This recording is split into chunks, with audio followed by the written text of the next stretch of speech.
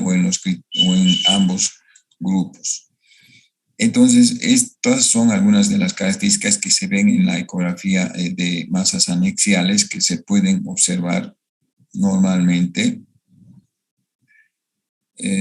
cuando en la toma 1 se hace un diámetro, una medición del diámetro máximo de la lesión en milímetros, la proporción, si existe proyecciones sólidas al interior, si estos son multiloculados o existen proyecciones papilares, o cuando existen ventanas acústicas al interior o la presencia de líquido, si es positivo o negativo al interior de las tumoraciones o las lesiones. Entonces vamos a encontrar quistes uniloculares que son benignos y tumores sólidos irregulares que corresponden en rojo a tumores ya sólidos de características malignas, ¿no? Entonces, en el B2 existen componentes sólidos que son en menor proporción, menores a 7 milímetros, o en el caso de los M2 que son ya con presencia de líquido libre o ascitis concomitante. Cuando existe una presencia de sombra acústica, puede existir un componente benigno, y en el M3, cuando existen 4 estructuras papilares observables al interior del cisto, o tumores que van menores a 100 milímetros, y en el caso de los tumores sólidos multiloculares cuyo diámetro mayor es a 100 milímetros, obviamente se sospecha de una tumoración maligna. Entonces, cuando hablamos de la vascularización sin flujo sanguíneo con una puntuación de 1, nos habla de una sospecha benigna, y en un M5, cuando hay abundante flujo sanguíneo con una puntuación de color de 4, que nos habla de tumoración maligna. Entonces, los quistes funcionales son asintomáticos y se resuelven espontáneamente de 8 a 12 semanas. Se observan como imagen redondeada, anecoica o hipoecoica, sin componentes adicionales con tabiques o papilas. Los folículos hemorrágicos, que también son posibles observarlos, que son avasculares, que permiten diferenciarlos de las papilas. La presencia de endometriomas que comparten características ecográficas con los folículos hemorrágicos persistentes. En el síndrome de ovario poliquístico se van a visualizar 12 o más folículos de 2 a 9 milímetros de diámetro, y el volumen ovárico está aumentado, como habíamos hablado, mayor a 10 centímetros cúbicos como volumen mayor en cuanto al volumen ovárico, haciendo sospecha del síndrome de ovario poliquístico. También los teratomas o la presencia de hidrosalpinx también son observables en estas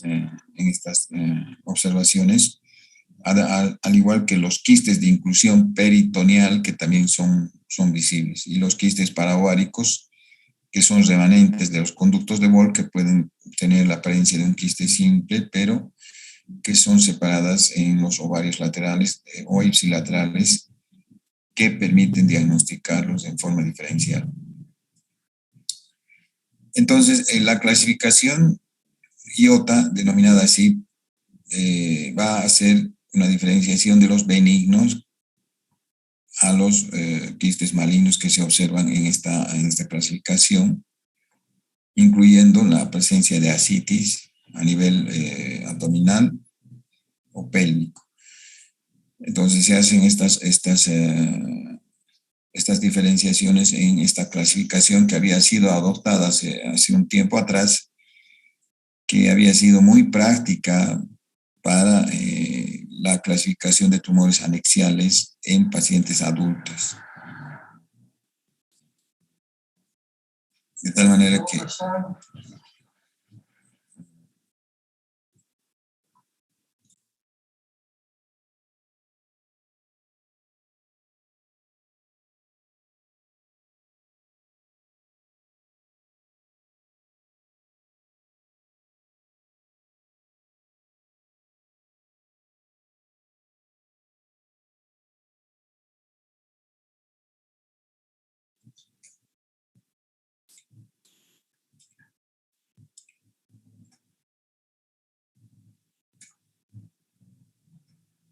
Entonces, estas son algunas de los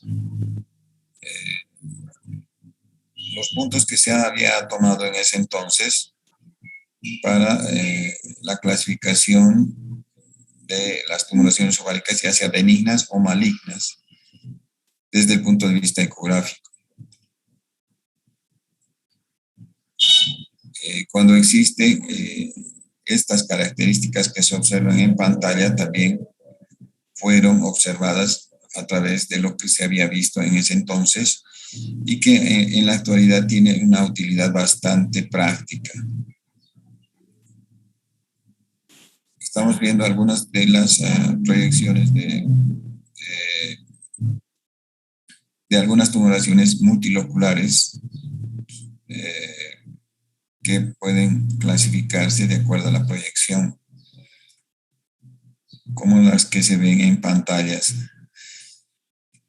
Cuando existe proyecciones papilares sólidas y de acuerdo al tamaño de esta proyección y de los bordes, ya sea regulares o irregulares, para irlos diferenciando, inclusive con la proyección de ventanas acústicas. Entonces aquí podemos ver justamente esas proyecciones en diferentes tomas y el colegio de ginecólogos en esa oportunidad había realizado un estudio para realizar un test de score, es decir, una puntuación de sensibilidad y especificidad en pacientes de acuerdo a un determinado rango para ir calculando las características de riesgo de malignidad en estas tumoraciones. Entonces había tomado una estratificación en riesgo bajo, moderado, alto, con riesgo de cáncer, etc. Y normalmente el flujo o el diagrama de flujo que se realiza para estos ovarios poliquísticos en pacientes premenopáusicas y de acuerdo al tamaño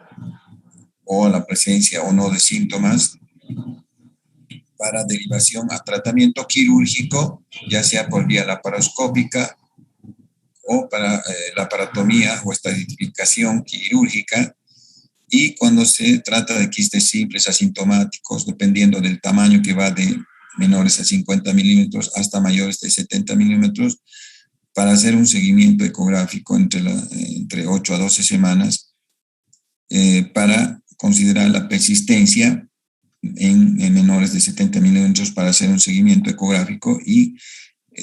mayores a 70 milímetros para considerar la cirugía. De tal manera que también se tiene estratificados algunas masas anexiales en pacientes niñas que se va a ir realizando con aumento del estroma, el aumento del volumen ovárico fundamentalmente y alteraciones microfoliculares y aspectos ecográficos que se toman en cuenta en estos casos. No vamos a entrar en mayores detalles. Simplemente vamos a ver algunas características macroscópicas de cómo se observan ovarios multiquísticos o polimicroquísticos, denominados de esta manera, dentro de lo que son las alteraciones macrofoliculares al interior, para diferenciar los quistes orgánicos y tumores en general a nivel ovárico. Entonces, normalmente en pacientes adultas hay que tomar en cuenta, por supuesto, para estas clasificaciones, la edad de la paciente, que va en edad de etapa de adolescencia, pacientes adultas y pacientes pre y posmenopáusicas, de acuerdo a esta clasificación, tomando en cuenta las edades. Entonces va a haber una multitud de masas sólidas y líquidas que van desde quistes multiloculares con tabiques, con septos o vegetaciones, quistes con elementos sólidos y quísticos, o quistes con predominio sólido, para irlos diferenciando desde el punto de vista anatomopatológico que ya corresponde a esa área directamente, y también la presencia de masas líquidas o quistes que se van diferenciando en los que se ven en pantalla y que constituyen la clasificación anatomopatológico para encontrar elementos ecográficos de una lesión ovárica que normalmente, como les había indicado, de manera general se debe diferenciar de una edad reproductiva o edad menopáusica, donde ya se va a sospechar en benignos y malignos cuando existen cavidades que pueden ser uniloculares y multiloculares en el caso de los malignos, de localizaciones unilaterales en los benignos y bilaterales en los malignos. Hay que tomar en cuenta el tamaño, que puede ser menor a 50 milímetros o mayores a 100 milímetros, con contornos bien definidos o mal definidos, una pared fina o una pared gruesa, los tabiques flexibles lineales o engrosados mayores a 30 milímetros rígidos, la presencia de líquido anecogénico o ecogénico de forma homogénea,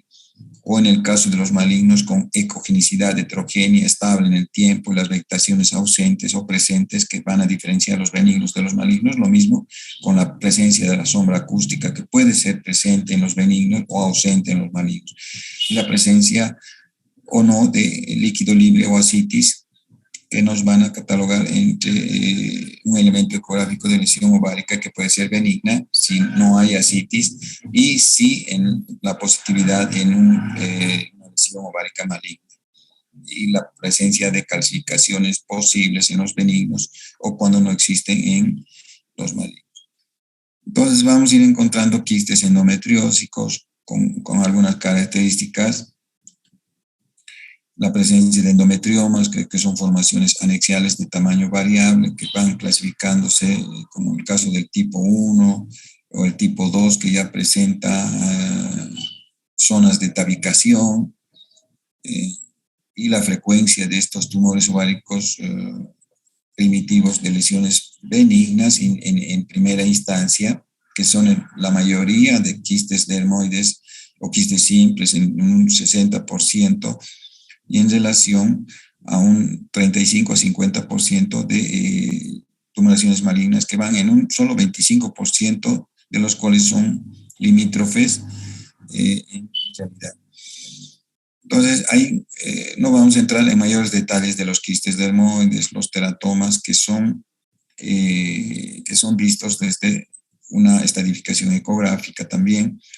para no ir en mayores detalles de manera general. Entonces, las lesiones comunes van con ovarios o tumores ováricos quísticos simples, o tumoraciones o quistes y abscesos de trompas de oviductos, y también la presencia de quistes paratubáricos o endometriomas que habíamos visto. De tal manera que estos presentan generalmente síntomas de dolor pélvico, náuseas, vómitos, fiebre, alza térmica, disfunciones menstruales, que son muy frecuentes. Obviamente se debe realizar un tacto bimanual en la búsqueda de signos de disfunción menstrual. Y entonces, para el diagnóstico de imagen, ya hemos visto que se debe tomar en cuenta la clasificación IOTA, que les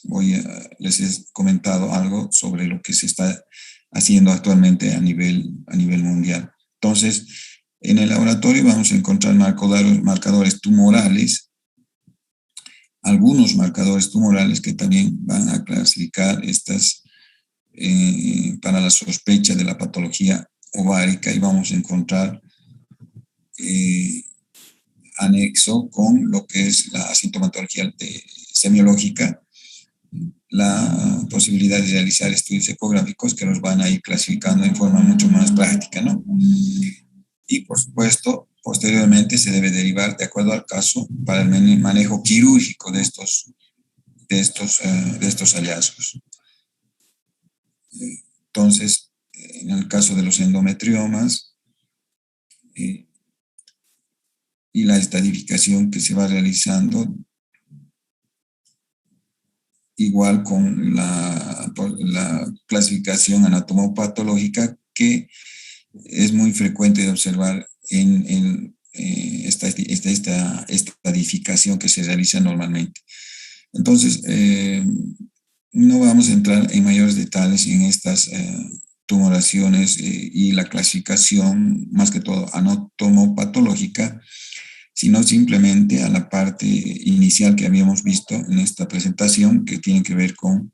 la clasificación IOTA de tumores anexiales en pacientes en edad fértil. Entonces, esto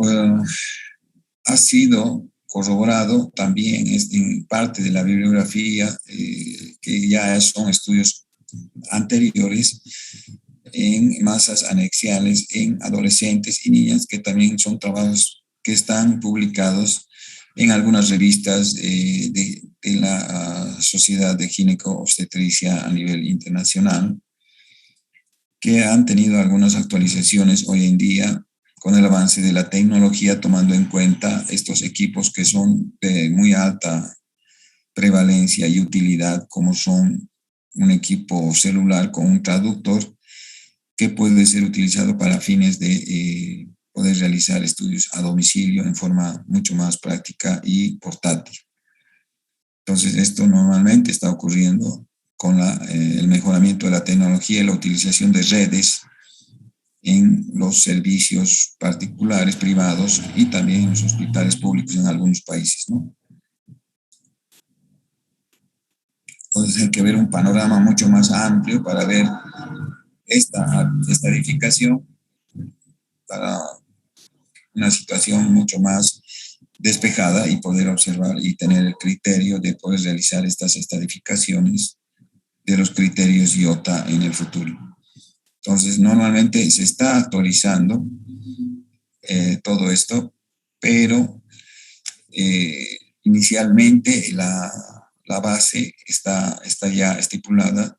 desde hace algunos años atrás para esta estadificación de los criterios IOTA para manejo de tumores anexiales en pacientes femeninos en el rango de lo que es las ecografías pélvicas. Bueno, vamos a quedar acá en esta parte que directamente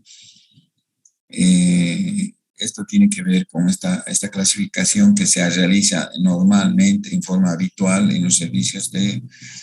imágenes en corroboración o intercambio directo con lo que es la especialidad de gineco-obstetricia, que por supuesto utiliza como herramienta principal esta herramienta vital, importante, inocua, como es la ultrasonografía pélvica y obstétrica. Más adelante vamos a ver en capítulos posteriores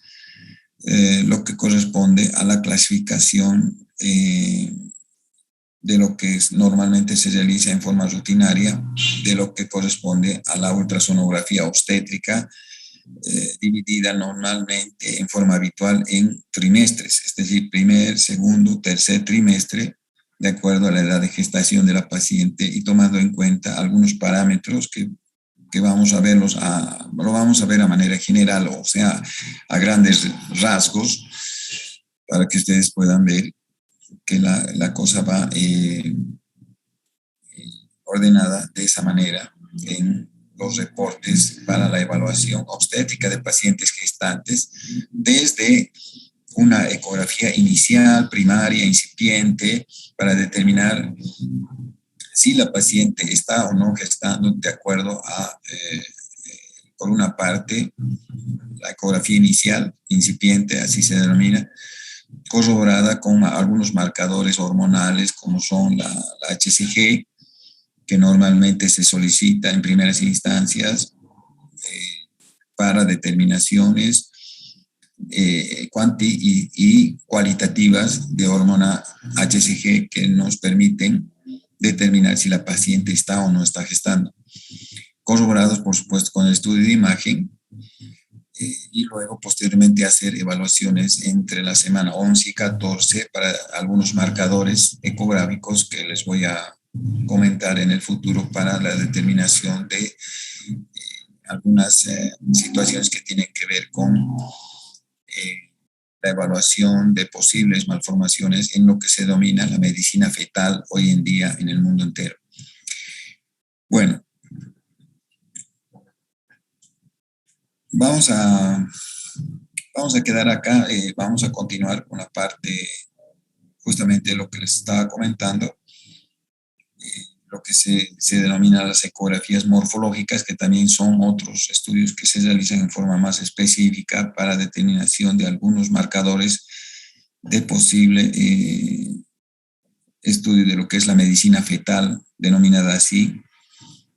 en la evaluación de pacientes gestantes con altos riesgos obstétricos o con antecedentes de riesgos obstétricos que van desde sangrados transvaginales, la presencia de lo que es la preeclampsia, eclampsia, los riesgos de malformaciones en diversos estadios de la gestación a través de lo que es la ecografía morfológica, y también tomar en cuenta lo que es justamente estas evaluaciones rutinarias de la ecografía obstétrica, denominada de esa manera, en forma rutinaria en lo que es los controles prenatales a pacientes gestantes en diversas edades de gestación. Esto se realiza en forma muy rutinaria, y ahora, en tiempos de COVID, con toda la bioseguridad que constituye un capítulo ya prácticamente imprescindible hoy en día, en la parte de la ecografía, de la bioseguridad para los servicios de imagenología a nivel de hospitales. De tal manera que ahora sí o sí se debe realizar una bioseguridad extrema para poder realizar estos estudios que normalmente son de rutinarios.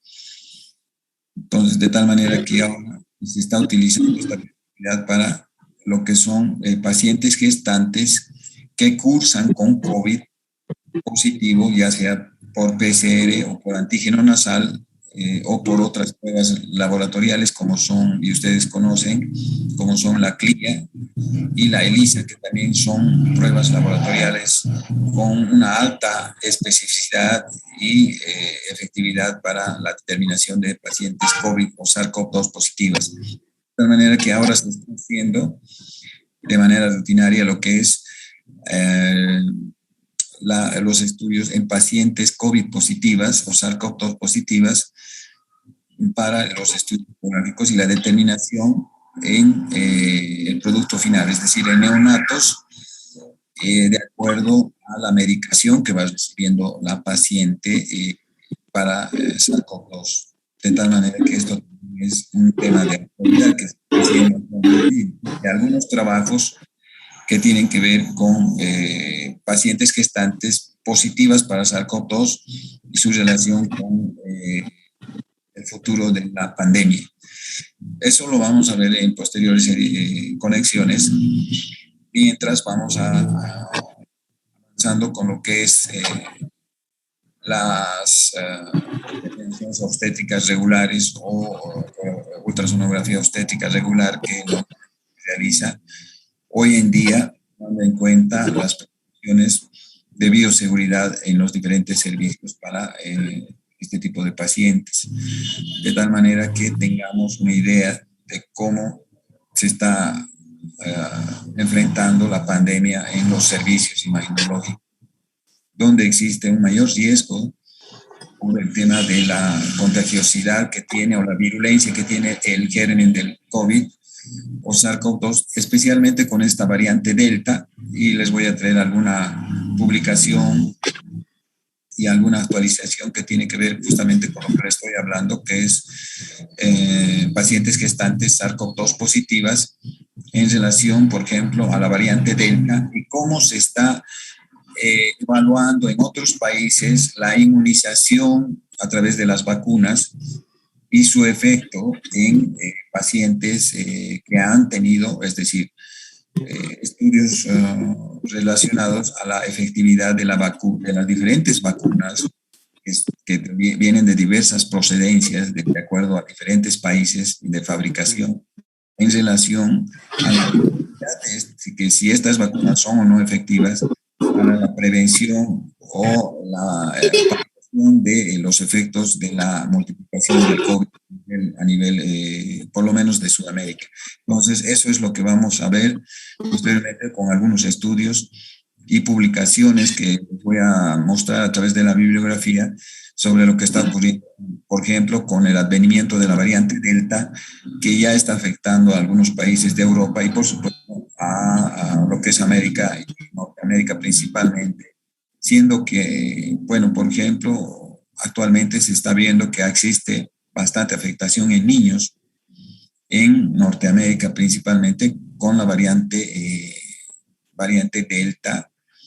que se espera para Bolivia para lo que son los próximos 2 meses. De tal manera que en este tiempo se tendrían que realizar evaluaciones sobre estudios de efectividad de las vacunas. Por eso es que se habla actualmente de que la cuarta ola que va a estar propiciada por la variante Delta del SARS-CoV se trata de una ola para pacientes no vacunados. Se habla de una ola de los pacientes que no han recibido alguna dosis de ninguna vacuna y que justamente va a afectar a ese grupo etario de pacientes no vacunados. La cuarta ola, denominada ola de los no vacunados, que ya está afectando a algunos países de Europa y, por supuesto, a nivel de América, en Norteamérica, donde normalmente está ocurriendo algunas afectaciones, especialmente en niños, cuyos estudios ya se están realizando en forma sincrónica para ver poderlos difundir la prevención en el medio local. Bueno, vamos a quedar acá con el avance de materia.